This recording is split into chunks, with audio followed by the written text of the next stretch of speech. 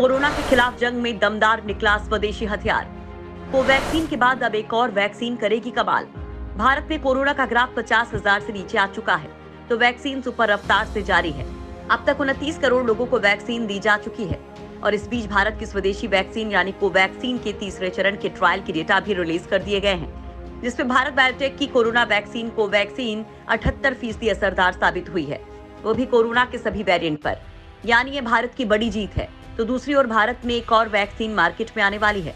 वो वैक्सीन है भारतीय फार्मास्यूटिकल कंपनी जायडस कैडिला की कोरोना वैक्सीन जाइकोव डी, जिसके इमरजेंसी अप्रूवल के लिए सेंट्रल ड्रग रेगुलेटर को अप्लाई कर दिया जा रहा है, जहां से इसे मंजूरी मिलते ही भारत की सबसे बड़ी जीत होने वाली है, क्योंकि ये दुनिया की पहली डीएनए बेस्ड वैक्सीन होगी और इसी के साथ देश में कोरोना वैक्सीन की तादाद भी 4 हो जाएगी। अब तक भारत में सीरम इंस्टीट्यूट की कोविशील्ड, भारत बायोटेक की कोवैक्सीन और रूस की स्पुतनिक वी इस्तेमाल हो रही है। भारत में अभी लगाई जा रही तीनों वैक्सीन डबल डोज वैक्सीन हैं, तो वहीं जॉनसन एंड जॉनसन और स्पुतनिक लाइट जैसी सिंगल डोज वैक्सीन भी हैं, जो आने वाले महीनों में भारत में आ सकती हैं। लेकिन जाइकोव डी वैक्सीन इन सभी से अलग है। इस भारतीय वैक्सीन के 1 या 2 नहीं बल्कि 3 डोज लगाए जाएंगे। फेज 1 और फेज 2 के ट्रायल के दौरान 3 डोज लगाने पर ये वैक्सीन बहुत ज्यादा समय तक इम्यूनिटी को स्ट्रॉन्ग रखती है। हालांकि कैडिला इसके 2 डोज को भी टेस्ट कर रही है। इससे जुड़े नतीजे भी जल्द आ सकते हैं। बड़ी बात यह है कि जाइकोव डी एक निडल फ्री वैक्सीन है, मतलब ये एक जेट इंजेक्टर से लगेगी। जेट इंजेक्टर का इस्तेमाल अमेरिका में सबसे ज्यादा होता है। इससे वैक्सीन को हाई प्रेशर से लोगों की स्किन में इंजेक्ट किया जाता है। वहीं आमतौर पर जो निडल इंजेक्शन यूज होते हैं उनमें फ्लूइड या दवा मसल्स में जाती है। जेट इंजेक्टर में प्रेशर के लिए कंप्रेस्ड गैस या स्प्रिंग का इस्तेमाल होता है। साल 2014 से ही जेट इंजेक्टर अमेरिका में बड़े पैमाने पर इस्तेमाल हो रहा है। इसके साथ यूरोप, अफ्रीका और एशिया के कुछ देशों में भी इसका इस्तेमाल होता है। इसका सबसे पहला फायदा तो यही है कि इसे लगवाने वाले को दर्द कम होता है, क्योंकि ये आम इंजेक्शन की तरह आपके मसल्स के अंदर नहीं जाती। दूसरा फायदा ये कि इससे इन्फेक्शन फैलने का खतरा निडल वाले इंजेक्शन की तुलना में काफी कम होता है। फार्म जेट, स्प्रिट इंटरनेशनल, वेलिडिटस होल्डिंग, इंजेक्स, एंट्रीज फार्मा जैसी कंपनियां जेट इंजेक्टर बनाती हैं। कोरोना पर गेम चेंजर वैक्सीन है जाइकोव डी। कैडिला इसी हफ्ते जाइकोव डी के इमरजेंसी अप्रूवल के लिए डीजीसीआई को आवेदन दे रही है। वैक्सीन के फेज 3 के ट्रायल का डेटा एनालिसिस लगभग तैयार है। कंपनी ने सरकार को इसकी जानकारी दे दी है। इस वैक्सीन का टेस्ट बड़ों के अलावा 12 से 18 साल के बच्चों पर भी किया जा रहा है। जिन लोगों को पहले से गंभीर बीमारियां हैं, उन पर भी इस वैक्सीन को टेस्ट किया जा रहा है।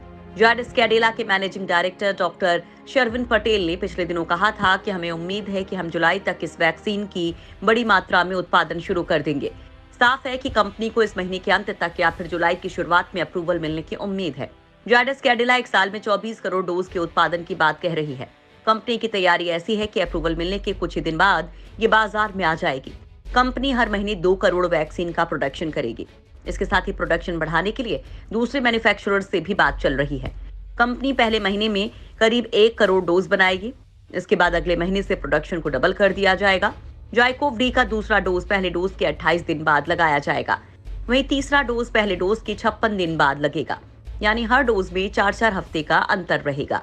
जाइकोव डी के तीसरे फेज के ट्रायल के लिए 28,000 से ज्यादा लोगों को एनरोल किया गया है। इसमें 12 से 18 साल के बच्चे भी शामिल हैं। कैडिला ने देश भर के 20 सेंटर्स पर तीसरे फेज के ट्रायल किए हैं। हर सेंटर पर 12 से 18 साल तक के 20-20 बच्चे भी ट्रायल का हिस्सा थे। ट्रायल में शामिल सेंटर्स की ओर से कहा गया कि वैक्सीन के बच्चों पर कोई साइड इफेक्ट दिखाई नहीं दिए हैं। उम्मीद है कि जल्द ही देश में बच्चों की पहली वैक्सीन मिल जाएगी। कहा जा रहा है कि कंपनी जल्द ही 5 से 12 साल के बच्चों पर भी वैक्सीन का ट्रायल कर सकती है। अगर ट्रायल के नतीजे उत्साहजनक रहे तो वैक्सीनेशन का दायरा और बढ़ सकता है। जाइकोव डी एक डीएनए प्लाज्मिड वैक्सीन है। ये वैक्सीन शरीर की इम्यूनिटी को बढ़ाने के लिए जेनेटिक मटेरियल का इस्तेमाल करती है। जिस तरह अमेरिका समेत कई देशों में लग रही फाइजर और मॉडर्ना की वैक्सीन इम्यूनिटी बढ़ाने के लिए एमआरएनए का इस्तेमाल करती हैं, उसी तरह से ये प्लाज्मिड डीएनए का इस्तेमाल करती है। एमआरएनए को मैसेंजर आरएनए भी कहते हैं, जो शरीर में जाकर कोरोना वायरस के खिलाफ एंटीबॉडी बनाने का मैसेज देती है। वहीं प्लाज्मिड इंसानी कोशिकाओं में मौजूद एक छोटा डीएनए मॉलिक्यूल होता है। ये डीएनए आम क्रोमोसोम डीएनए से अलग होता है। प्लाज्मिड डीएनए आमतौर पर बैक्टीरियल सेल में पाया जाता है और स्वतंत्र रूप से रेप्लिकेट हो सकता है। प्लाज्मिड डीएनए इंसानी शरीर में जाने पर वायरल प्रोटीन में बदल जाता है। इससे शरीर में वायरस के प्रति मजबूत इम्यून रिस्पॉन्स विकसित होता है। ये वायरस को बढ़ने से रोकता है।